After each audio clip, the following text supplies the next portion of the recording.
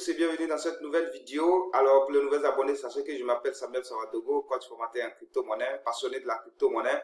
Et c'est comme ça que je donne mon avis et également mes connaissances sur la crypto-monnaie en ligne ici. Et bienvenue sur ma chaîne YouTube. Alors, je vous souhaite un très bon début de semaine. Nous sommes lundi aujourd'hui. Alors c'est un réel plaisir de vous retrouver. Alors aujourd'hui, nous allons parler essentiellement du Bitcoin. Voilà, il y a certains qui m'ont posé la question de savoir quand est-ce que le Bitcoin va chuter, quand est-ce que le Bitcoin va baisser par-ci par-là. Alors aujourd'hui, j'ai pris le temps quand même de faire des analyses et donc je vais prédire un peu ce qui va arriver et donc restez jusqu'à la fin de cette vidéo pour ne rien manquer parce que c'est très très important. Avant de continuer, sachez que je ne suis pas un conseiller en investissement, j'ai pas fait d'études en finance, donc tout ce que je dis ici n'est pas à titre de conseil financier. Voilà, donc avant de faire quoi que ce soit, prenez quand même le temps de faire vos petites recherches et puis d'investir votre argent tout simplement. Ok, alors ici, sur ce, nous passons tout simplement au but du sujet. Donc, quand la baisse, quand le Bitcoin va chuter, quand est-ce que les crypto-monnaies vont chuter complètement lorsqu'on l'a vu en 2018-2019 par là. Alors, aujourd'hui, je vais essayer de prendre l'historique du passé et de ce qui s'est passé et nous allons voir ensemble quand est-ce que le Bitcoin va chuter. Mais sachez que ce que je suis en train de dire n'est pas à 100% vérifié, mais pour certains facteurs, pour certaines statistiques, nous pouvons tout simplement dire que voilà ce qui peut arriver aux crypto-monnaies. Ok? Donc, restez jusqu'à la fin de cette vidéo parce que c'est très important. Alors, on va se retrouver sur mon écran tout de suite là maintenant et je vais vous partager ce que j'ai trouvé, ce que j'ai sous la main et nous allons voir ensemble ce qu'il en est. Parfait. Alors, ici, nous sommes sur le CoinMarketCap ici et nous avons tout simplement la courbe globale du Bitcoin ici. Ok? Là, parfait. Alors, ici, permettez-moi d'agrandir ça un peu. Voilà, comme ça, et puis bon, voilà. Donc, ici, je vais me positionner là. Voilà, parfait. Alors, ici, nous sommes ici en 2017. Voilà, nous repartons en 2017 pour voir ce qui s'est réellement passé. Et ensuite, nous allons essayer de comparer cela avec ce qui est en train de se passer en cette année 2021. Ok, parfait. Donc ici, début janvier 2017, voilà. Donc en janvier 2017, voilà. Donc vous voyez, la hausse a réellement commencé en janvier 2017 où le Bitcoin était autour de 1000 $. Ok, en 2017, voilà. 1er janvier, donc vous voyez, quand nous repartons un peu en arrière, en 2016, ça tournait autour de 500, de 600 $. Mais la hausse a réellement commencé en janvier 2017. En janvier 2017, lorsque nous avons atteint réellement les 1000 $, on n'est pas réellement revenu en dessous de ça. Nous avons continué. Voilà, jusqu'en janvier 2018. Ok, parfait. Donc ici, vous voyez, ici en janvier 2018, on a vu le Bitcoin qui est tout simplement a commencé à chuter. C'est-à-dire que lorsqu'on atteint les 20 000 $, le Bitcoin a commencé par chuter. Donc ici, quand nous prenons janvier 2017 en janvier 2018, ça fait pratiquement un an de hausse tout simplement. Et nous avons baissé jusqu'à ce niveau-là où le Bitcoin était autour de 3500 $.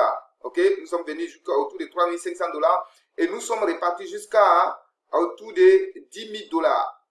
On est remonté à 10 000 $ et sachez que nous sommes toujours en 2019. Ok, donc en 2018, ça a baissé jusqu'en 2019, ça a rehaussé légèrement de 3500 $ à 10 000 $ autour, 10 000, 11 000, 13 000 $ par là. Ok, donc voilà, je n'arrive pas à bien truc, mais c'est autour de 10 000, 11 000 $. Donc vous pouvez voir à l'écran. Alors, à partir de là, le Bitcoin a encore chuté. Et ça chute, et ça revient juste en bas ici. C'est bon?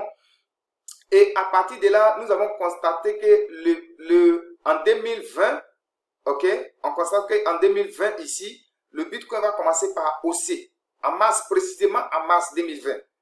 Ok, donc quand vous regardez à partir de mars 2020, c'est-à-dire que de ce niveau-là, jusqu'à aller à la grande hausse du Bitcoin ici, vous voyez que le Bitcoin n'a plus réellement baissé en tant que tel. Donc nous démarrons la hausse ici en mars 2020 et exactement pile poil mars 2021, donc vous voyez à l'écran pile poil mars 2021, le Bitcoin va connaître ce qu'on appelle une chute à ce niveau-là. Donc, revenons donc juste en 2017. Le Bitcoin commence à hausser en janvier 2017, pile poil en janvier 2018, paf, le Bitcoin tombe. Et regardez très bien là, en mars 2020, le Bitcoin commence à hausser et pile poil mars 2021, pif, le Bitcoin tombe. Qu'est-ce qui se passe concrètement? Donc, cela m'a amené à tirer des petites conclusions. Est-ce que les crypto-monnaies, de façon générale, ne haussent pas pour une année et après une année, tout simplement chute carrément? Voilà. Donc, si ces prédictions s'avèrent réelles, parce que là, on a haussé sur une année de 2017 en 2018 et de 2018, 2019, 2020. Donc, vous voyez, ça a pris pratiquement 2 ans de baisse. Vous voyez, ça fait des petits trucs, mais réellement, quand nous regardons de 2018 jusqu'à là, c'est tout simplement parce que le pic qui a eu lieu ici, là, n'a pas réellement atteint les 20 000 $. On est resté autour de 11 000 $ et ça revient, et ça a stagné ici pendant 2 ans. Et ça pourrait les 2 ans, à partir de mars, que le Bitcoin a commencé à décoller et n'a plus baissé jusqu'à atteindre les 64 000 $. Alors, nous avons baissé après les 1 an de hausse, donc de 2020 à 2020, mars 2020, mars 2021, le Bitcoin chute. Ok, parfait. Alors, regardez très bien ici en 2017. De 2017 en 2018, le Bitcoin hausse et va commencer à chuter de 2017. Et là, ici, à ce niveau-là, ça dit qu'en 2019, il va hausser légèrement. Parfait. Alors, la vraie question que je suis en train de me poser, c'est de dire, est-ce que, tel que le Bitcoin a haussé légèrement ici, est-ce que ce n'est pas cette hausse-là qui est réanticipée plutôt là? C'est-à-dire qu'on a baissé brutalement, au lieu de continuer, alors on rehausse pour aller chercher. Parce que là, actuellement, nous sommes à 70 000 $. Voilà, nous sommes à 70 000 $. Et donc, est-ce que ce n'est pas cette hausse qui a eu lieu là, qui est en train de rehausser ici très tôt, et puis revenir à la baisse? Donc, ma prédiction à moi, c'est quoi? Nous avons atteint premièrement les 64 000 $ et le Bitcoin a baissé jusqu'à venir aux 29 000 $. Voilà, 29 000, 30 000 $. Et là, on est reparti autour de 70 000 $. Voici ce que moi je vais faire. Si le Bitcoin ne dépasse pas les 64 000 $, actuellement nous sommes à 70 000, donc il y a 2 choses à faire. Donc si le Bitcoin ne dépasse pas les 64 000 $ et revient à autour de 50 000 et 40 000 $, les amis, moi je vais vendre 80% de mes crypto-monnaies tout simplement. Ok? Donc si le Bitcoin revient à 50 000, 40 000 $, je vends 80% de toutes mes crypto-monnaies en USDT tout simplement. Ok? Parce que je me dis que c'est le même scénario qui est en train de se faire, mais plutôt la hausse qui a eu lieu en 2019 ici, là, c'est plutôt anticipé, plutôt ici. Donc, cela voudrait dire que si on revient autour de 50 000, 40 000 $, le Bitcoin risque de revenir autour de 20 000 $ là. Venir rechercher autour de ces 20 000 $ ici. Au pire des cas, le Bitcoin risque même de venir jusqu'à autour de 11 000, 12 000 $ là. Ok, avant de répartir tout simplement à la hausse. Donc, il y a 2 scénarios. Soit le Bitcoin dépasse les 64 000 $, alors je maintiens mes positions. Si le Bitcoin revient autour de 50 000, 40 000 $, je vends 80% de mes crypto-monnaies. Alors, ce n'est pas à titre de conseil.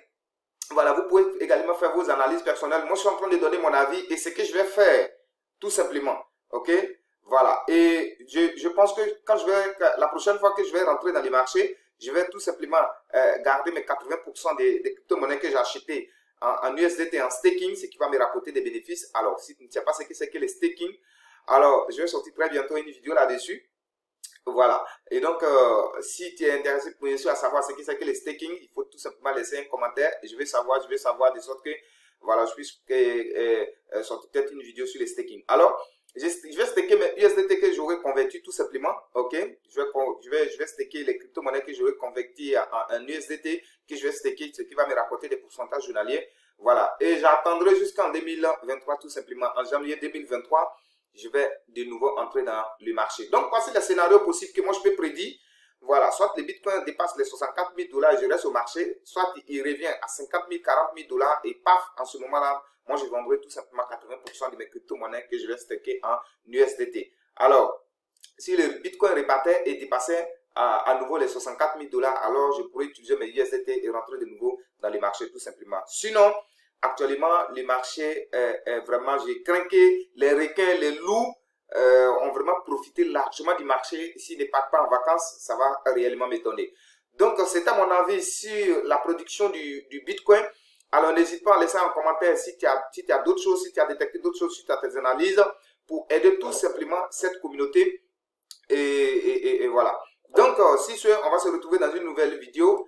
Mais avant, abonne-toi à la chaîne, partage cette vidéo, like cette vidéo, laisse un commentaire positif, laisse un commentaire qui peut aider quelqu'un tout simplement à aussi donner son avis tout simplement. Ok? Surtout, n'hésitez pas à vous abonner, à agrandir la communauté. Comme je vous l'ai dit dans la vidéo précédente, notre prochaine cap, c'est les 2000 abonnés. Aux 2000 abonnés, nous aurons tout simplement un petit challenge. Voilà. Et donc, abonnez-vous à la chaîne et on se retrouve dans une nouvelle vidéo. C'était Samuel Sawadogo de Sam Business Trading. Merci.